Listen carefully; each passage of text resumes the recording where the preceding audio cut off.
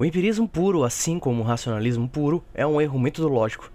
Há uma ponte entre o pensamento e o objeto que esses extremos ignoram.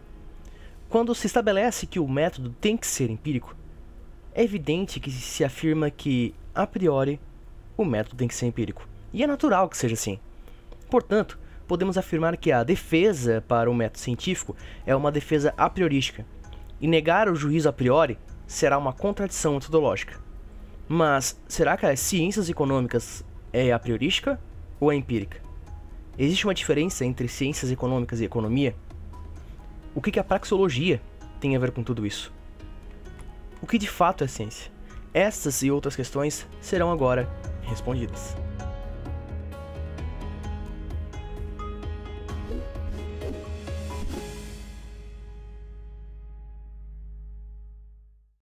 Oi, eu sou o Henrido e esse vídeo é para falar sobre ciências econômicas, economia, método e fenômeno. Hoje é muito comum falar de ciências sendo ciências empíricas, ou ainda as ciências naturais. Porém, esse termo tão usado em nossos dias possui significados diferentes para cada pessoa e também para cada grupo de pessoas. Ainda assim, entre essas discordâncias, parece-me haver um consenso em ver a ciência como um fenômeno que carrega em si a expansão da barreira do conhecimento. Portanto, quando há quem admite que a ciência é única exclusivamente as ciências naturais, faz sentido admitir que esse indivíduo acaba por afirmar que a ciência é a expansão da barreira do conhecimento e que este fenômeno, a expansão da barreira do conhecimento, só é possível pelo método usado das ciências naturais. Há então dois maiores consensos em todas as discussões. 1. A ciência é um fenômeno que carrega em si a expansão do conhecimento e 2. Este fenômeno ocorrerá sob a condição de um método científico. A maior discussão, então, é: qual é o método que deve ser usado? Parece-me um equívoco admitir a ciência sendo a ciência empírica ou as ciências naturais.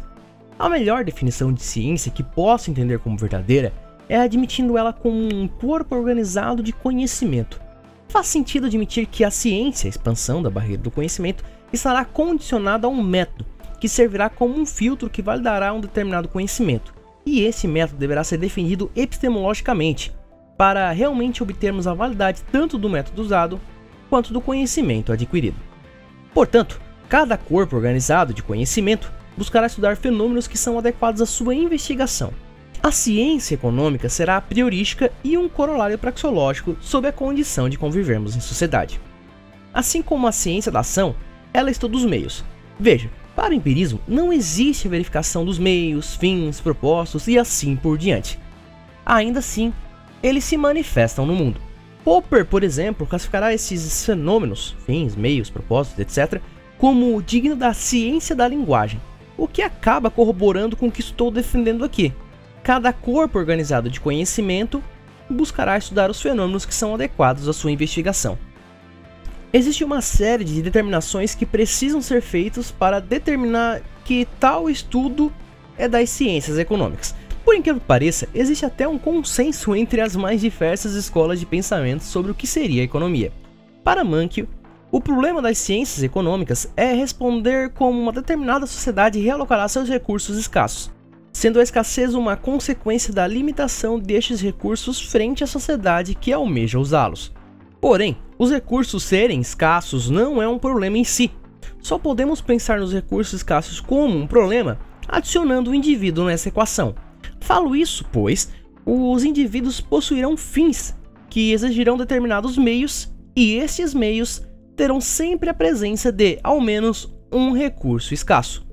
Novamente, como a empiria pode nos dizer algo sobre fins e meios? Ou, melhor ainda, como a empiria poderá determinar a lei da oferta e da demanda?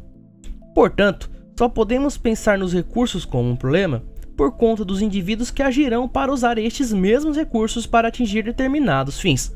Ou, melhor ainda, usarão destes recursos para poder trocar entre si. Podemos concluir que as ciências econômicas não será uma ciência empírica, mas sim a priorística. Ao longo deste vídeo, irei justificar o link entre a praxeologia e a ciência econômica. Por ora, vejo apenas como essencial justificar o motivo da ciência econômica não ser empírica. A economia, por outro lado, é a validação do que chamaremos das leis econômicas só que contemplado com as sensações. A economia é um fenômeno empírico. Não é universal e necessário que, por exemplo, o preço do Kinder Ovo seja de R$5. Igualmente contingente e particular é a estrutura de produção que produzirá o próprio Kinder Ovo. E todas essas sensações serão absorvidas na experiência de cada indivíduo que possui uma participação nesta economia, para que estes tomem uma decisão baseada em suas expectativas.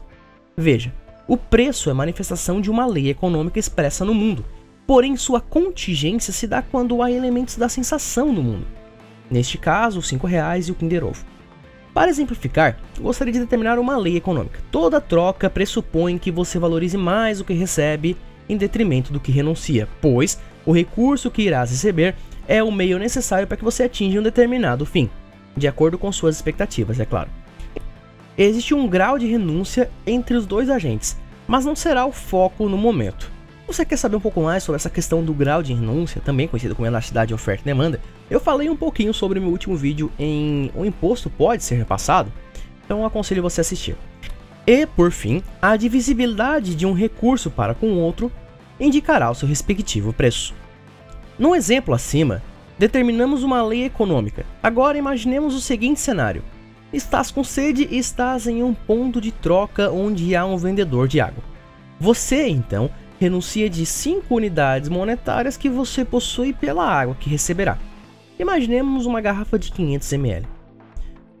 Perceba que aqui ficou expresso a manifestação da lei econômica que eu acabei de comentar. O preço em questão indicará que 5 unidades monetárias, naquele momento, valeram uma garrafa de água de 500 ml. E essa informação muito provavelmente será absorvida pelo campo informacional dos agentes para decisões futuras. A economia, portanto, é a nossa capacidade de pensar as leis econômicas e interpretar como, possivelmente, ela se manifestará no mundo.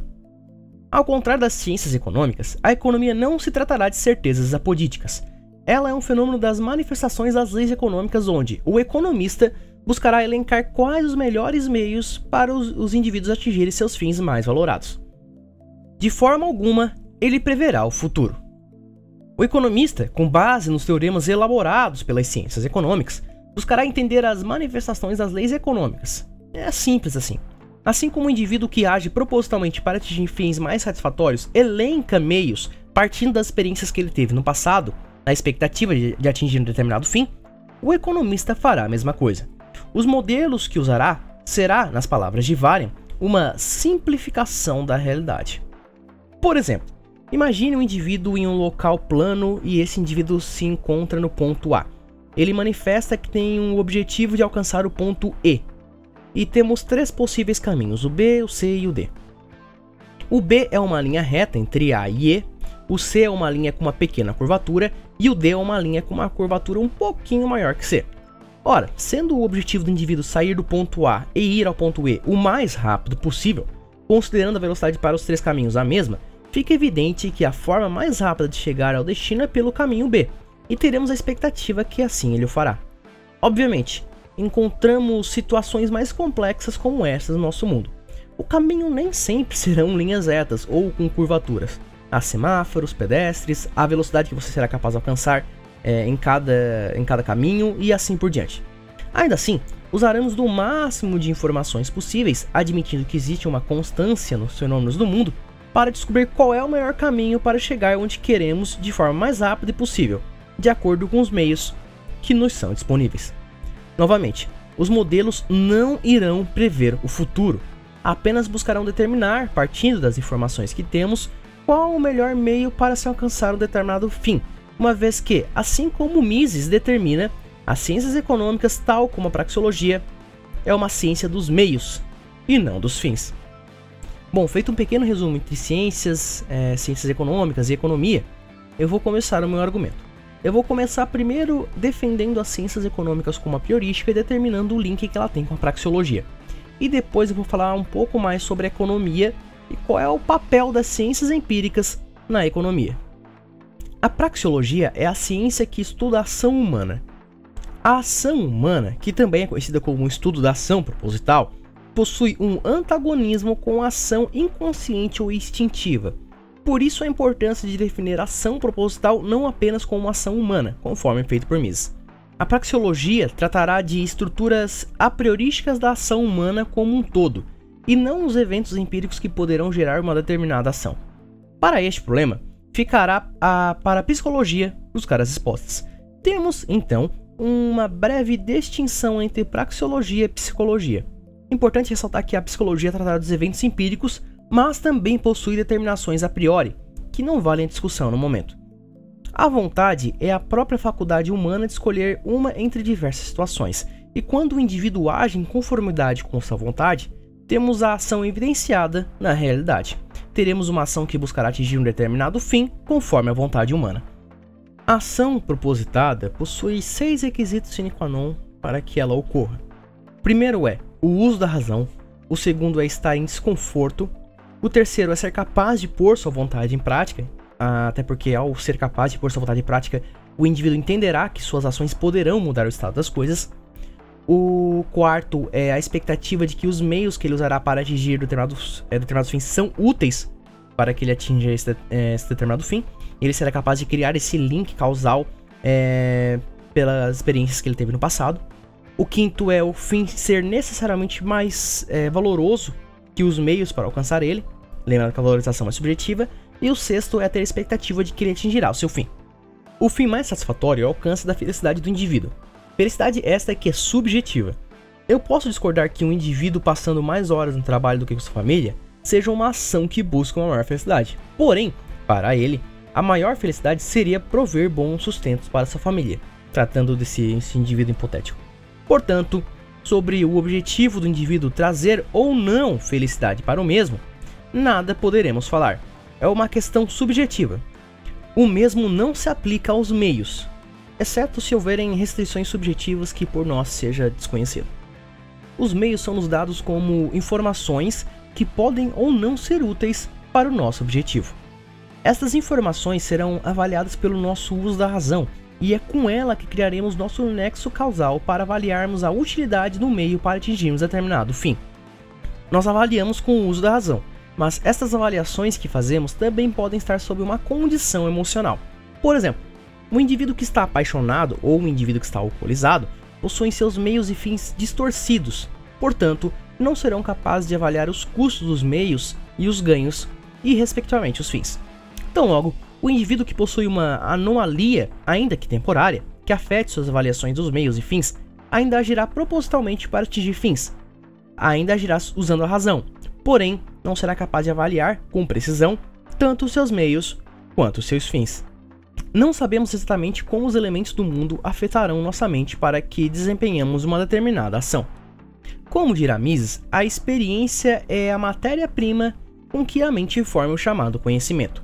A experiência, portanto, nos dará apenas a matéria-prima para que, partindo de nossa capacidade de criar nexos causais, sejamos capazes de agirmos propositalmente.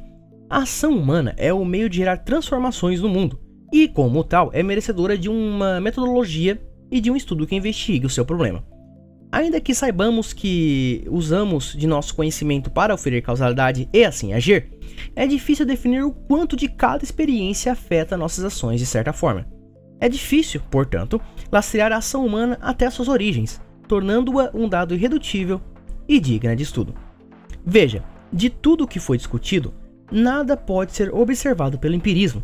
Não é passível de observação a ação do indivíduo com a finalidade de alcançar um objetivo. Muito menos que esse objetivo é mais valorado entre todos os outros objetivos. Como é que a empiria testaria os outros objetivos, por exemplo? Não é igualmente observável que a ação desempenhou uma mudança no mundo. Para o mundo empírico, será apenas observável o corpo se movendo e os recursos que foram usados para se mover. Além deste fator, também não é observável que haverá ao menos um recurso escasso sendo utilizado no percurso da ação e, muito menos que esse recurso possui um valor para o agente, uma derivação do valor objetivo, que é a utilidade desse recurso para alcançar o objetivo que o agente busca. Podemos compreender, assim como defenderá Hoppe, que não é objetivo da empiria, nem vejo como seria possível, a compreensão das categorias como valores, fins, meios, escolhas, preferências, custos, lucros, prejuízos, tempo e causalidade, que foram descritos até agora. Isso ocorre, pois, como afirmará Popper, somente a observação pode proporcionar a base do conhecimento e só temos conhecimento de algo pela observação. Anteriormente, havia comentado que corpo organizado de conhecimento, que é a ciência, buscará estudar o que é objetivo de sua respectiva investigação. Por isso, faz sentido a ciência empírica tratar de conteúdos provenientes das sensações, mas não faz sentido ela tratar de conteúdos que vão além disso e que não podem ser observáveis, como os que eu citei até agora. Meios, fins, valores, escolhas e assim por diante. Levando em consideração as informações do Hoppe e do Popper, não faz sentido admitir a ciência econômica como empírica, pois, conforme citei acima, a escassez só é um problema devido ao fato de indivíduos almejarem certos fins e os recursos escassos serem usados como meios para esses fins. Novamente, como a empiria irá observar a manifestação da ação, fins, meios e outros conceitos presentes na ação proposital? Os problemas econômicos ou catalácticos estão embutidos numa ciência mais geral, do qual não podem mais ser separados. O exame dos problemas econômicos tem necessariamente de começar por atos de escolha. A economia torna-se uma parte, embora até agora a parte elaborada, de uma ciência mais universal, a praxeologia. Quando Mises afirma que as ciências econômicas fazem parte de uma ciência muito maior e, com isso, determina essa ciência como praxeologia, ele está argumentando que a ação humana é a expressão da vontade humana, é escolher, é elencar meios para alcançar determinados fins e demais categorias que já foram mencionadas. Categorias que tornam possível a troca de recursos escassos, que gerará, por exemplo, o fenômeno do preço. Fica evidente o link entre a praxeologia e a ciência econômica, argumento que, como já citei anteriormente, não foi superado pelo mainstream, e nem pelos demais heterodoxos.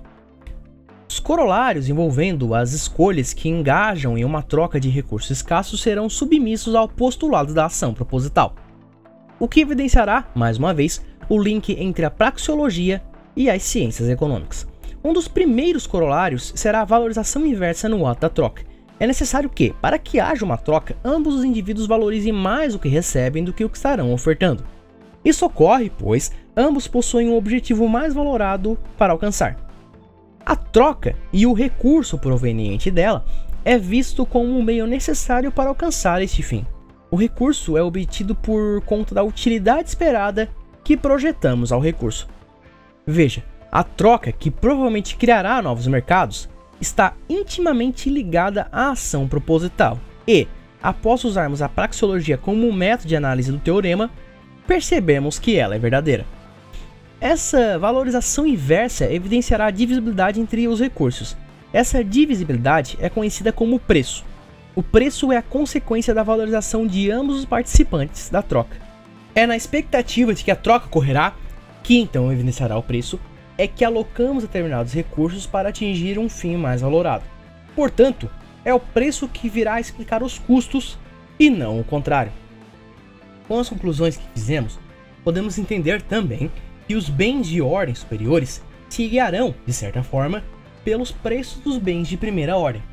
Como dirá Mises, os preços dos bens de ordem mais elevada são, em última análise, determinados pelos preços dos bens da ordem mais baixa, da primeira ordem, ou seja, dos bens de consumo.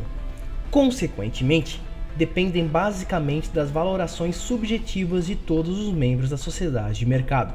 Entretanto, é importante assinalar que estamos diante de uma conexão de preços e não de uma conexão de valorações.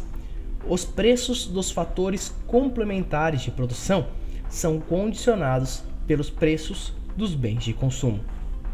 Veja, até agora fomos capazes de sintetizar um teorema econômico validado pela praxeologia em 3 níveis. 1.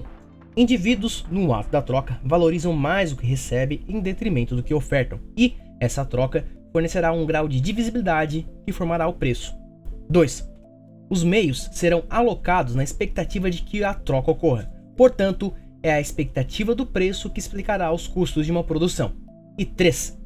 Por conta do preço explicar os custos de uma produção ou de uma ação propositada, podemos determinar que os preços dos bens de primeira ordem coordenam os preços dos bens de ordem superiores.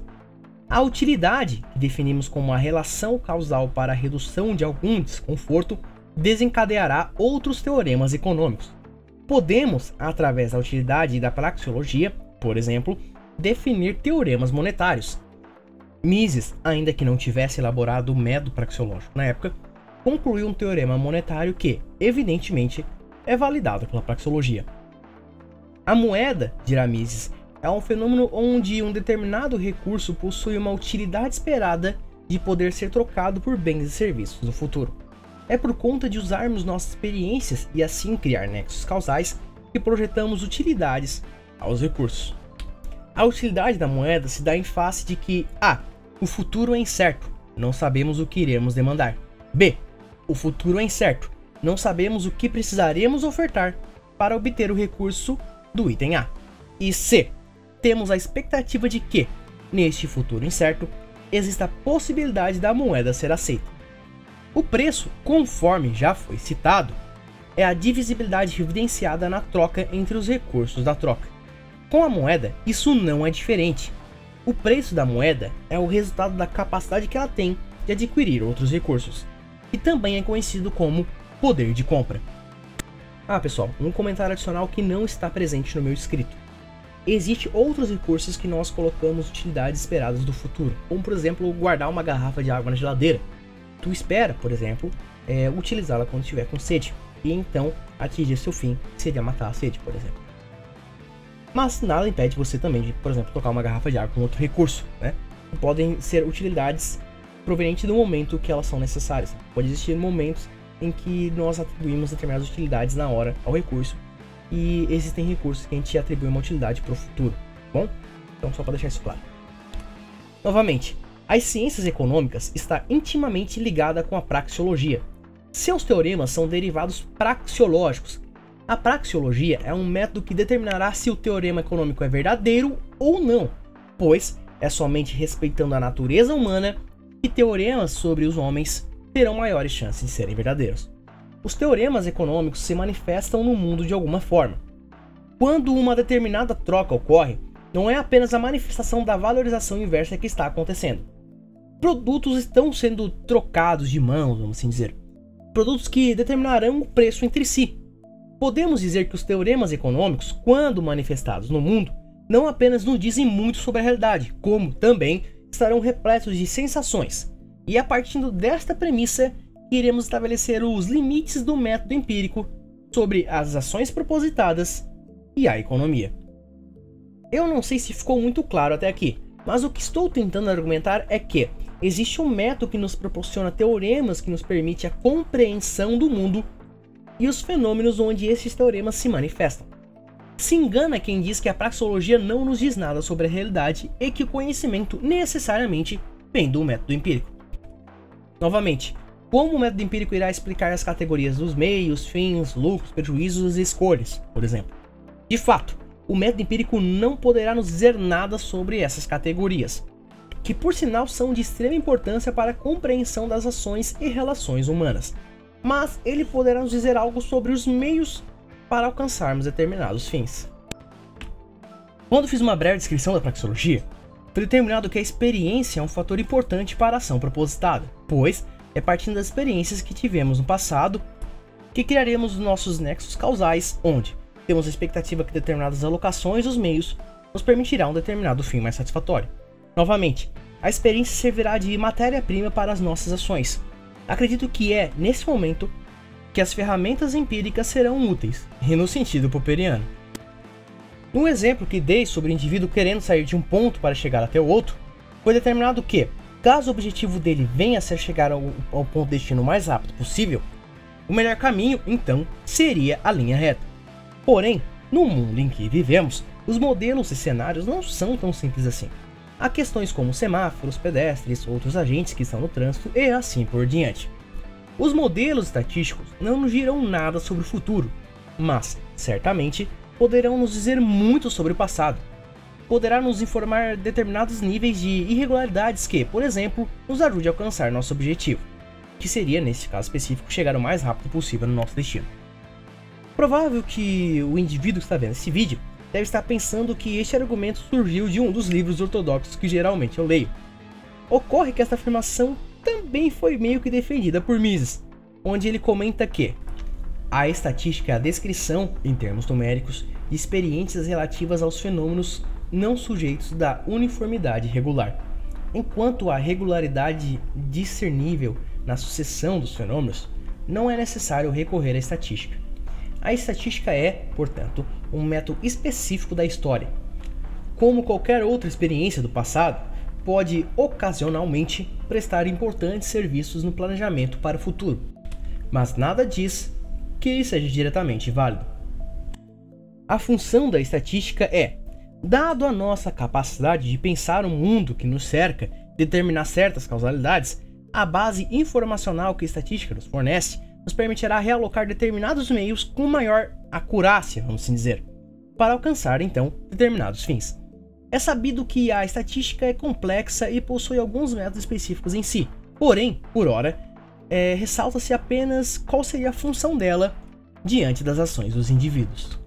Whelan comenta também que o objetivo da estatística é sintetizar determinados dados, tomar decisões melhores, reconhecer alguns padrões e responder algumas questões sociais específicas. Muito similar ao que defende Hoffman, e determinar a estatística como uma ferramenta para o investigador, permitindo ao mesmo tempo fazer descrições mais sucintas. Ambos autores deixam claro que essa capacidade de sintetizar dados poderá ser tanto um ponto fraco quanto um ponto forte para os modelos estatísticos.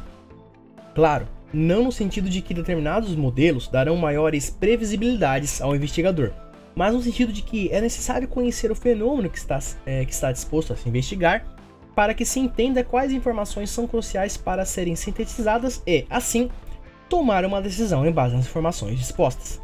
Isso quer dizer o seguinte: ora, no exemplo em que a gente usou do indivíduo querendo chegar num local específico o mais rápido possível, tirar da base de dados, por exemplo, os dados dos semáforos, os seus tempos de orações e assim por diante, poderá fazer com que o indivíduo haja usando de informações que não são tão precisas e que poderá fazer com que ele busque atingir um fim usando os meios incorretos.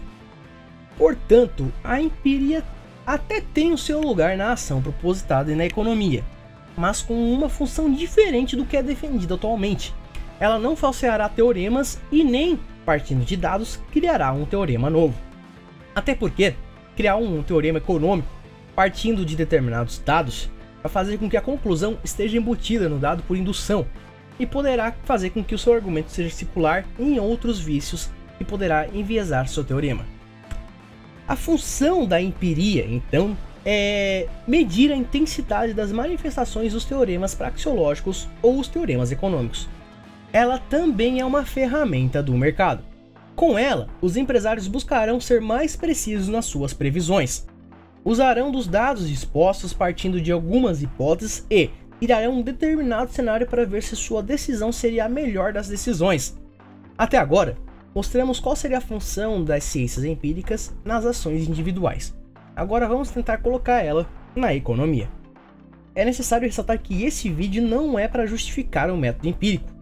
Ele busca mostrar que existem investigações que são das ciências empíricas e investigações que são das ciências das ações.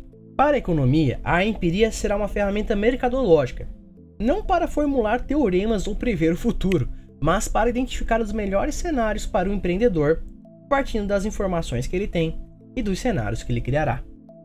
Deixe-me esclarecer melhor. Quem troca valoriza mais o que recebe em detrimento do que oferta, e isso será sempre válido. Agora, quando adicionamos elementos da empiria, como sensações, existe uma perda da universalidade no seguinte sentido: se dei R$5 por um Kinder Ovo, não significa que sempre valorizarei o Kinder Ovo em vez dos meus R$5. Certamente o fiz quando eu troquei, mas não será universal que isso sempre ocorrerá. Certamente, deve ser muito difícil para o empreendedor entender todos os eventos que levarão à compra do Kinder Ovo. Ainda mais difícil é fazer isso com todos os seus clientes.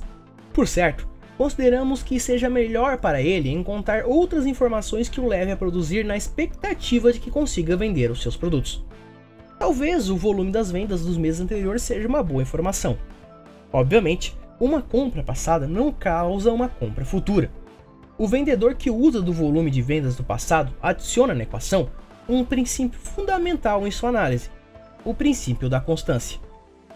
O cenário do empreendedor, agora, é constituído das seguintes afirmações. Ora, existe uma determinada irregularidade nas vendas do meu produto. Levando em consideração que essas irregularidades continuem, eu devo produzir a mesma quantidade. Caso os volumes das vendas aumentem ao decorrer do tempo, ele pode interpretar isso como um aumento na preferência de seu produto em detrimento dos dinheiros que os indivíduos têm em posse. Porém, novamente, é importantíssimo deixar claro, conforme se argumenta, o que podemos pensar sobre o método empírico. Não fornece material para a construção a posteriori de hipóteses e teoremas. Ao contrário, esses estudos são desprovidos de qualquer significação se não forem interpretados à luz de teorias elaboradas a priori sem qualquer referência a eles. Ou seja, é somente sob a luz das ciências econômicas, que já foram citadas anteriormente, que se pode, por exemplo, entender questões como o aumento da preferência. Veja, quando citei o exemplo do empreendedor, eu não quis dizer que esta é a forma universal com que se tomam as decisões empresariais. A ideia era somente demonstrar como forma a tomada de decisão do empresário e como o método empírico poderá servir. Vamos considerar nossa noção básica de estatística. O empreendedor, então, organizará as informações que ele dispõe e buscará sintetizar o que achar melhor. Partindo dos teoremas econômicos, ele tentará compreender o fenômeno da economia pelo qual está inserido. Buscará tentar prever determinados cenários para, então, agir. Ele buscará quantificar as informações para que possa compreender melhor o evento que lhe cerca, já que, como admite Mises, muitos dados que interessam a mente humana, tanto em retrospecto com os planos para o futuro, podem ser expressos em termos numéricos. Novamente, os teoremas se manifestam no mundo. O empreendedor buscará identificar as relações dos fenômenos baseando-se em teoremas a priori. Para identificar essas relações e as intensidades das mesmas, ele poderá usar de diversas ferramentas, sendo uma delas a econometria. Como defenderá Gujarat, a econometria significa medição econômica, que seguirá os seguintes passos: 1. Exposição da teoria ou hipótese. 2. Especificações do modelo matemático da teoria. 3. Especificações do modelo estatístico ou econométrico. 4. Obtenção dos dados. 5. Estimação dos parâmetros do modelo econométrico. 6. Testes de hipótese. 7. Projeção. 8. O uso do modelo para fins de controle ou de política. Por ora, não é interessante justificar os modelos econométricos, geralmente justificativas a priori, por sinal. Apenas explicar sua função partindo da visão da escola austríaca. A econometria servirá apenas para identificar a intensidade das manifestações dos teoremas econômicos no mundo para que, assim, o empreendedor possa tomar decisão baseando-se em informações e de sua compreensão sobre os dados que estará investigando para então tomar sua decisão. De forma conclusiva, a negação da escola austríaca de economia referente às ciências empíricas é uma negação ao que ela está investigando. Qualquer um que admita que a escola austríaca nega o empirismo estará incorrendo em um erro grosseiro. Grande abraço, Paulo Galo. A negação se dá pela seguinte maneira: as ciências empíricas não formulará teoremas econômicos e nem testará os mesmos. Buscará apenas medir como eles se manifestam no mundo e servirão de ferramentas para que os agentes tomem as melhores decisões. É similar ao argumento de Mises sobre a psicologia. Ou seja, determinados eventos externos poderão vir a influenciar determinados comportamentos do indivíduo.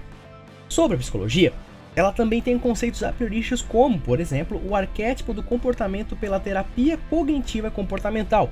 Determinará que toda a expressão do comportamento ocorre com um determinado pensamento sobre o mundo, que gerará um determinado sentimento para que, assim, venha a se manifestar pelo comportamento. Há, então, as ciências econômicas e a economia, o método e o fenômeno, respectivamente. As ciências econômicas serão a priorísticas, conforme defendido até agora. Seus teoremas serão testados pela praxeologia, conforme defendido até agora. A economia será a manifestação desses teoremas repleto de sensações do mundo empírico. Nós já usamos a experiência para agir. A estatística e a econometria apenas buscarão medir a intensidade das manifestações no mundo, servindo de base de dados para os agentes, então, agirem. Como dirá Mises, é certamente louvável que se estimule o estudo da história econômica. Entretanto, por mais instrutivo que seja o resultado de tais estudos, não se deve confundi-los com o estudo da economia. Deles não se pode esperar que resultem fatos ou dados no sentido com que esses termos são usados em relações a eventos testados em laboratórios. Não fornece material para a construção a posteriori de hipóteses e teoremas. Ao contrário, esses estudos são desprovidos de qualquer significação, se não forem interpretados à luz das teorias elaboradas a priori, sem qualquer referência a eles. Bom, por hoje é só, um grande abraço e até mais!